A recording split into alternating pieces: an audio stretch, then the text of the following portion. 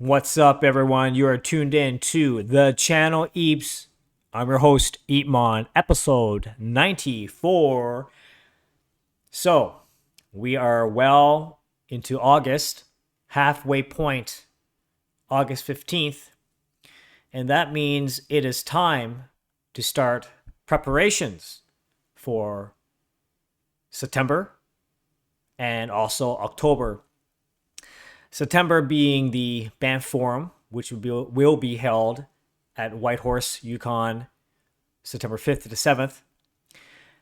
And as well, October 2nd, I will be off to Japan, Asia side, for about a month. Now, of course, one should not leave things to last minute. In preparation for these events that are coming. And I thought I'd kind of show you a little show and tell of sort of the things that I need to prepare for the Japan trip. I've been speaking to my point man, Aki-san, who resides in Yokohama. And we have built a really great, I like to think, a business relationship over the past half a year now, more than half a year now. I met him during the Team Canada trade mission to Japan, in which he was organizing and did all the work for connecting Canadian delegates in the creative industries with the Japanese counterparts. Since then, as I mentioned, we built a good working relationship, and we believe that there are many opportunities to explore in Japan and perhaps the Indo-Pacific at large. So yeah, why don't I get started? So what do I do? Well, first of all, I have to have, like what we learn in school, folks, Portfolio 101. You must have a presentation in different formats. There should be a long form, perhaps a medium form, and a short form. A short form usually comprises literally a one-pager, maximum 2. A medium form is something maybe no more than 6 slides. And a longer form, maybe over 10 slides. Now, essentially, you need to, as an artist, have to provide the really distill it to the essence of who you are, what your skills, and how it can be utilized, and how you can build opportunities with potential clientele or spur business interest to start B2B meetings. And these formats can be in PowerPoint, Google Docs, presentation style. And recently I've been doing more one-pager, like PDF documents, which is sort of like a sell slick. Of course, in Japan, or typically in Asia, like business cards, as much as we don't really float around business cards here much anymore, Asia still has a very traditional way of business conduct. Have to have your business cards. Furthermore, because I'm going to Japan, it needs to be localized. It needs to be in Japanese. And I am grateful, very grateful for Aki-san, that he is helping me to do just that, translating my bio and my information into Japanese, in which he can go and network and build these relationships and make these B2Ps happening. And we've been doing that ever since. Like I was, when I went to the trade mission, the Canadian trade mission back last November 2023, following up, I went to Japan on my own. Was invited to go to Japan to travel there to continue to B2Bs, and had a couple opportunities. And of course, have all the material ready, presentation ready, localized, translated. And now, coming October, of course, much time has transpired, and my information needs to be updated. Make sure everything's all, up to par. So it's really important to organize your documents, ensuring that everything is up to speed and everything's up to date. So why don't I just shut up and go straight to a little presentation, a show and tell. Let's go to mobile. Here we go. So I'm going to make this a little bigger. Now, this is what I consider a one-pager. A one-pager, basically, this is in English, clearly. A snippet about who I am, what my role, what I've been doing, what's my experience, what's my background, a synopsis of some of the awards I've won, and the type of clienteles that I currently have worked for. And if I just scroll a little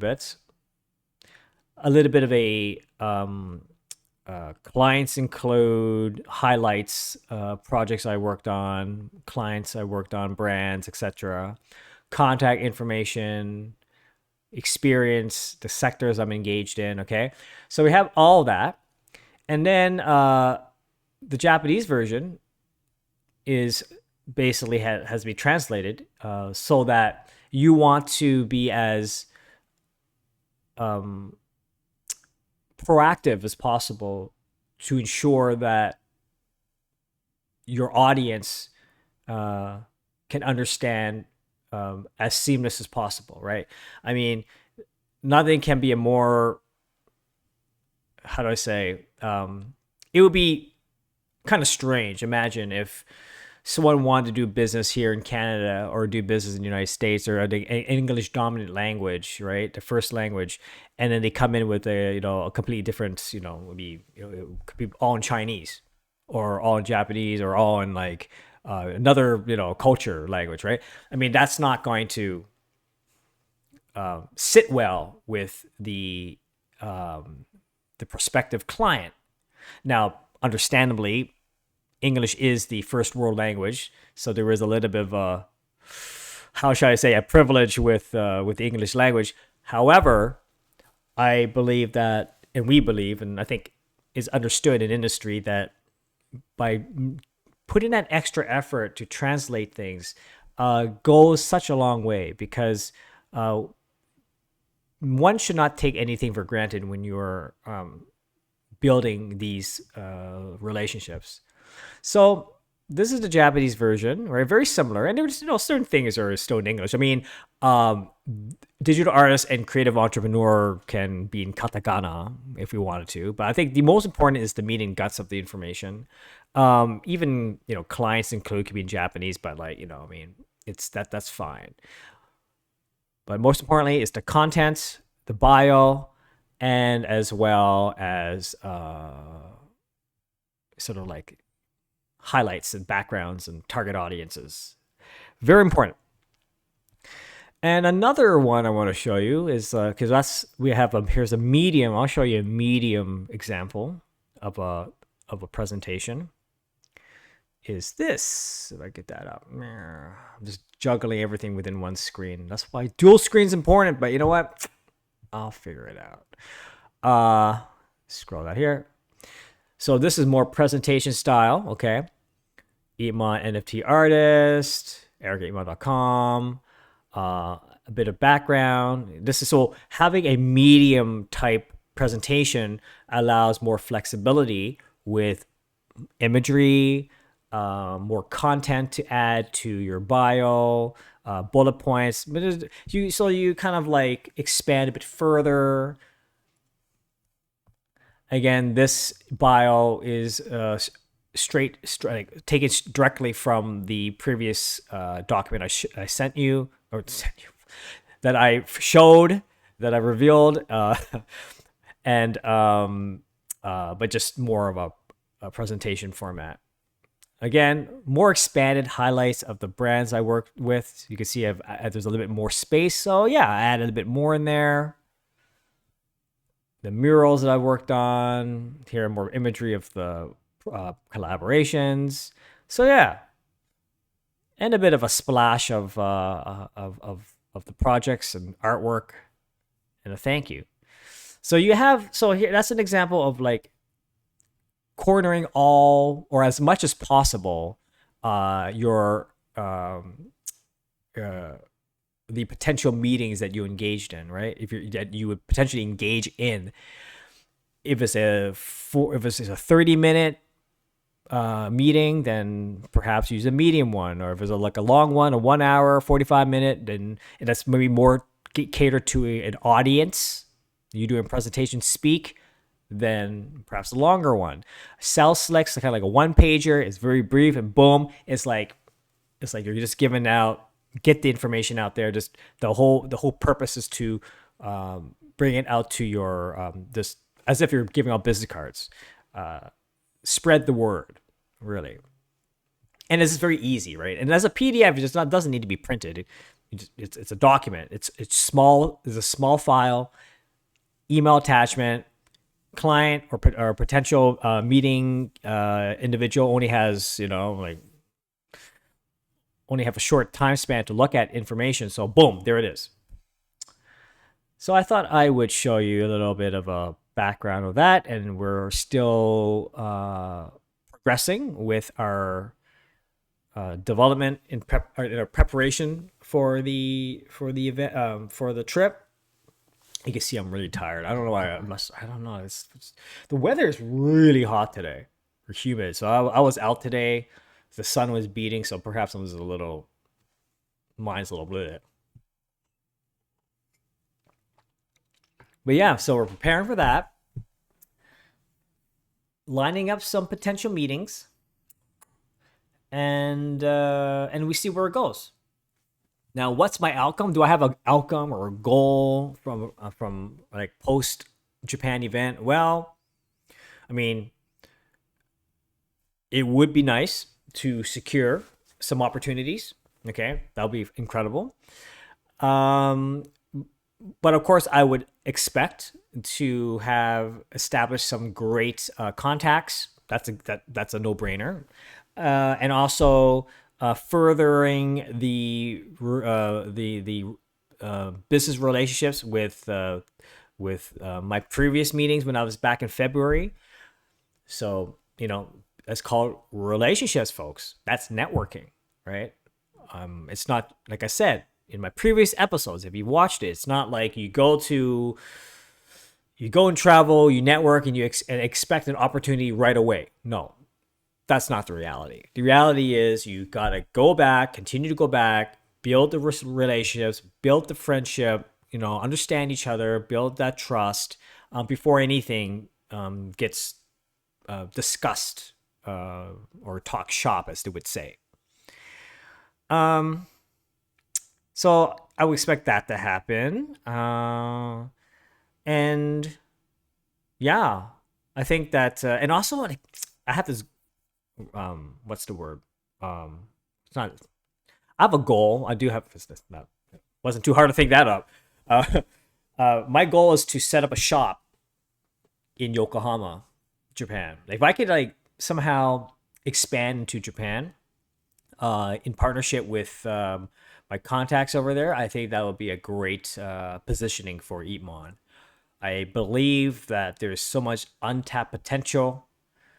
And I've been to Japan many, many times, but this would be what I'm trying to do now is to really cement myself and have a very small base over there. But yeah, I'm working on it, and it may happen, it may not happen, I don't know. But it's a good goal to achieve, or a good goal to strive for, and we are working on that to make that happen. It's exciting, right?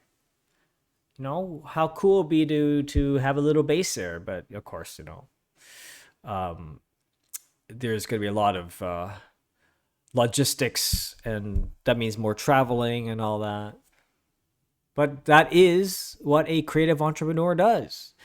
A creative entrepreneur does not necessarily just do art and create, but it's also to use creativity and the artistic talent and abilities to expand to new markets, new industries, build new opportunities, and as I mentioned in my previous, like most of my episodes, the whole 180, the opportunity lies in the 180, the opposite, is very much in the cards in what I'm doing. Lots of things. And I'm very fortunate that my contacts are in industries that I would have, you know, typically creative industries or designers wouldn't be involved with. But I believe I figured out how to access those worlds with creativity, with art and design, and but I think a key factor in that has a lot to do with the fact that I know how to do computer programming. I know how to code. So, again, that's a 180, right, folks? Like art, code, 180, finding opportunities. So I thought I would show you that. I want to share this with you all because I know that my listeners are, and please like and subscribe and share this to other people who are aspiring creatives, who are students, designers, who want to know like what goes behind the scenes of like a digital artist, a creative entrepreneur, navigating in this like volatile world. Like, how does one get around and get things done and make things happen? This is it, folks. And I'm documenting this because I feel it's important to get the word out. I've been in the industry for almost, I keep on saying it over and over again, but 15 plus years, almost 20, but I'll just say 15 plus. And I have abundant of knowledge and experience and wisdom to talk about confidently my trajectory, my path, my world. And this is not the be all and end all, folks. My world is ever evolving. It continues to grow. And does it end? It will never end. Because if it does end, then I cease becoming an artist. And that's not a good thing.